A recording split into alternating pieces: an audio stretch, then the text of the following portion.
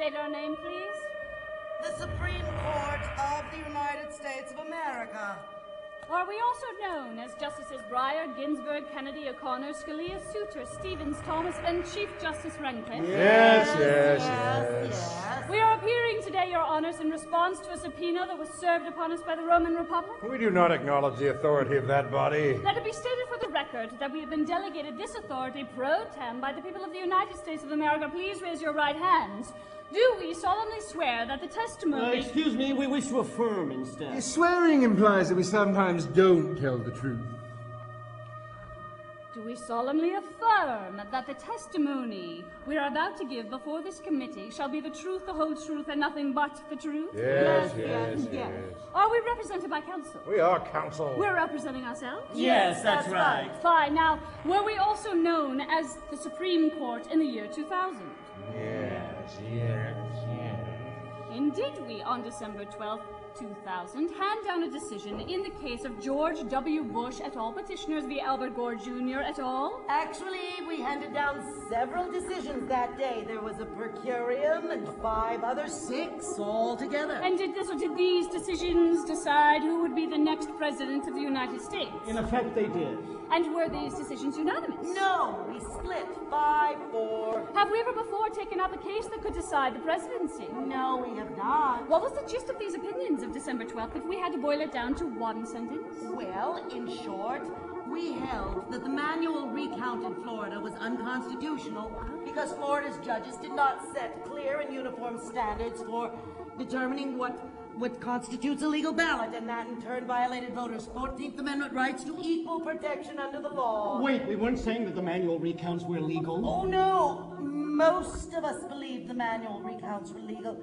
It was the post-election recounts, the standards being applied, that matter. Wouldn't you say that we were overstepping our bounds to take this case at all? I would remind Your Honors that the 12th Amendment to the Constitution gives Congress the responsibility to decide any fights over the election, not the courts. Bush and Gore brought their problem to us, not to Congress. You don't have to take any case you don't want to. You don't even have to give a reason, and you turned down 99 out of 100 as it is. Issue of national importance. Congress wouldn't have dealt with the constitutional issue, with the equal protection issue. But what did equal protection have to do with anything? Some counties counted votes differently from others. That's simply not fair. Wait, are you talking about the unfairness of the butterfly ballot?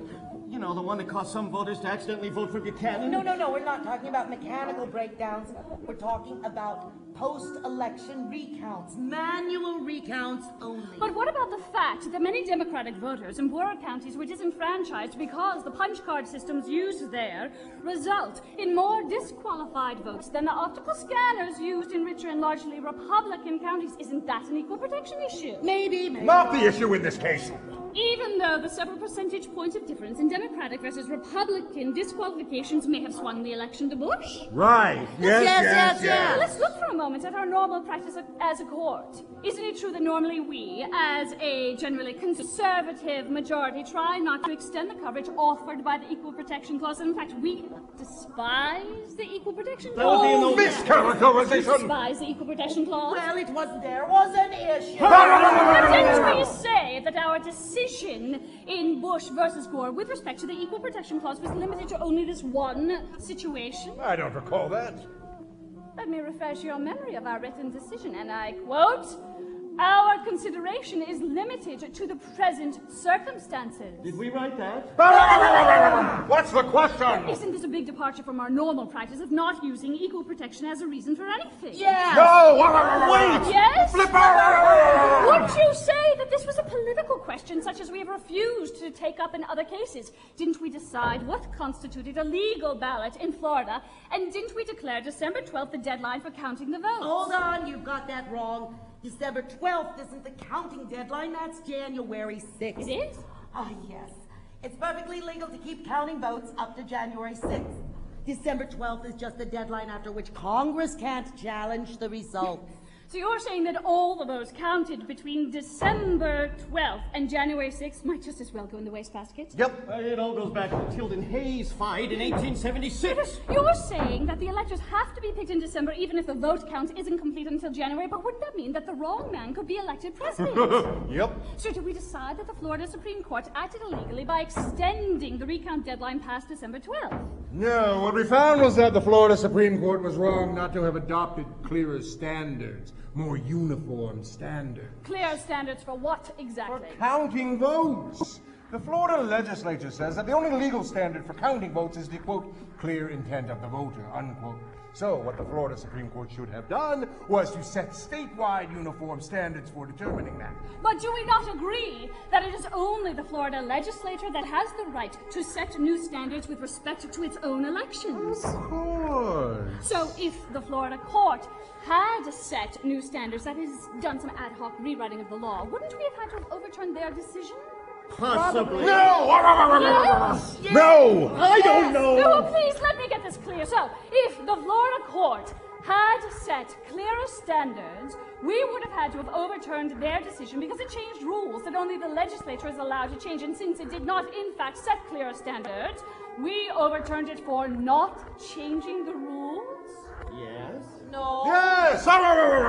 Yes. No. Yes! What the Florida Supreme Court did, some legal vote never ever could have been counted. Well, what constitutes a legal vote? I'm asking the questions here. The vice president asked for a machine recount and he got it, and that should have been it. The minute you go to hand recounts, you're creating a new system of looking at votes that would not normally be counted, that would normally be disqualified. But hand recounts are perfectly legal in Florida, and the law holds that no vote shall be disregarded if it clearly reflects the intent of the voter.